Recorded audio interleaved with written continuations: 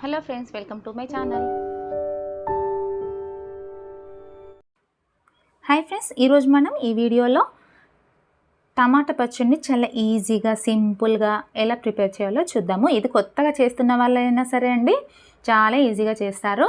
ముందుగా మనము ఈ టమాటాలని శుభ్రంగా కడిగి తడి లేకుండా ఒక బట్టతో తుడిచి ఆరబెట్టుకోవాలి. ఈ తడంతా పోయిన తర్వాత టమాటాను చిన్న చిన్న ముక్కలుగా కట్ చేసి పెట్టుకోవాలి. ఇప్పుడు స్టవ్ ఆన్ చేసి ఒక కడాయి పెట్టుకొని అందులో నేను ఒక గిన్నె కొలతతో తీసుకుంటున్నానండి. 6 గిన్నెల టమాటా ముక్కలను తీసుకున్నాను. మనము ఏ గిన్నెతోనైతే టమాటా ముక్కలు తీసుకుంటున్నామో అదే గిన్నెతో ఒక గిన్నె ఇలా పోసలు గింజలు అన్నీ తీసేసిన చింతపండును కూడా తీసుకుంటున్నాను.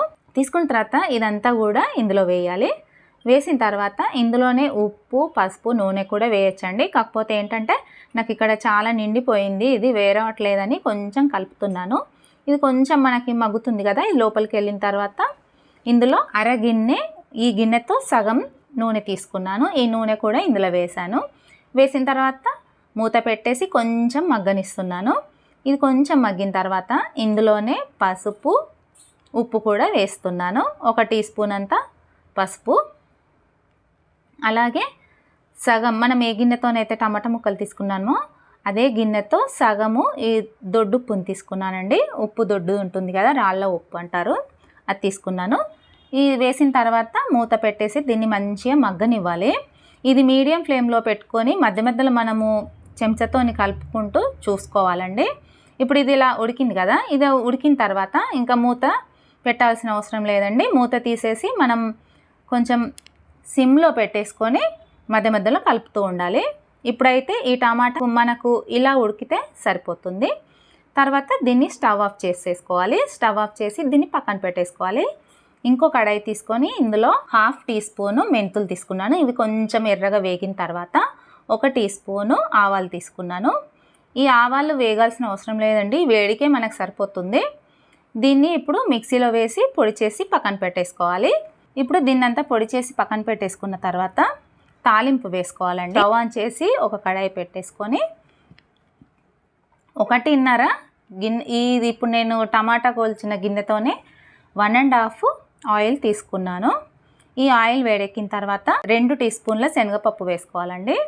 తర్వాత 1 టీ స్పూను ఆవాలు, 1 టీ స్పూను జీలకర్ర తీసుకున్నాను.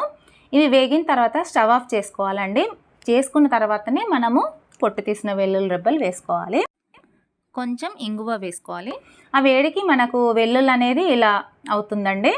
స్టవ్ ఆన్లో ఉన్నప్పుడు వెల్లుల్లి వేస్తే అది మాడిపోతుంది. అందుకని స్టవ్ ఆఫ్ చేసిన తర్వాతనే వెల్లుల్లి రెబ్బలు, 2 ఎండుమిర్చి వేసి పక్కన పెట్టాలి. ఇప్పుడు ఇందాక ఉడికించి పెట్టుకున్న టమాటా మిశ్రమంలో 1 గిన్నె 3 మ్యాంగో మిర్చి పౌడర్ను వేశాను. అలాగే ఇందాక మనం పొడి చేసుకు పెట్టుకున్న ఈ మెంతులు, ఆవాల పొడిని కూడా వేశానండి. ఆ క్లిప్ అయితే మిస్ అయింది. ఈ తర్వాత మనము ఈ టమాటా మిశ్రమాన్ని అంతా మిర్చి పౌడర్ కలిపిన తర్వాత దాన్ని మిక్సీ జార్కి వేసుకోవాలి. 1 ఇంచు తిప్పాలండి. చాలా ఎక్కువ తిప్పితే కూడా అది మెత్తగా అవుతుంది, టేస్ట్ రాదండి. కొంచెం లైట్గా తిప్పేసి ఈ ఇందాక మనము చల్లార్చిన పోపు మిశ్రమం ఉంది కదా, అందులో ఇదంతా వేయాలి. వేసిన తర్వాత కొన్ని మళ్ళీ నేను వెల్లుల్లి రెబ్బలు కూడా పచ్చివి వేస్తున్నాను. ఇవి ఈ ఆయిల్లో టమాటాలతోని ఊరిన తర్వాత ఈ వెల్లుల్లి కూడా చాలా బాగుంటాయండి, చాలా టేస్ట్ ఉంటాయి. ఇదంతా కూడా మంచిగా కలిపేసి మనము ఒక బాటిల్లో స్టోర్ చేసుకోవడమేనండి. ఇదైతే చాలా బాగుంటుందండి. మీరు ఒకసారి ఈ పద్ధతిలో ఈ కొలతలతోని ఒకసారి ట్రై చేసి చూడండి, మీకు కూడా చాలా బాగా కుదురుతుందండి. టేస్ట్ కూడా చాలా బాగుంటుంది. వంట రాని వాళ్ళు కూడా, పచ్చళ్ళు నాకు పెట్టరాదు అనుకున్న వాళ్ళు కూడా మీరు ఇప్పుడు ఈ కొలతలతో పచ్చడి పెట్టిన తర్వాత పచ్చళ్ళు అంటే ఇంత ఈజీనా అని అనుకుంటారండి. ఒకసారి మీరు ట్రై చేసి ఎలా కుదిరిందో కూడా నాకు కింద కామెంట్ బాక్స్లో కామెంట్ చేయండి ఫ్రెండ్స్. మీకు కనుక ఈ వీడియో నచ్చినట్టయితే మరిన్ని ఇలాంటి వీడియోస్ కోసం నా ఛానల్ని లైక్ చేయండి, షేర్ చేయండి, సబ్స్క్రైబ్ చేయండి. Thank you friends.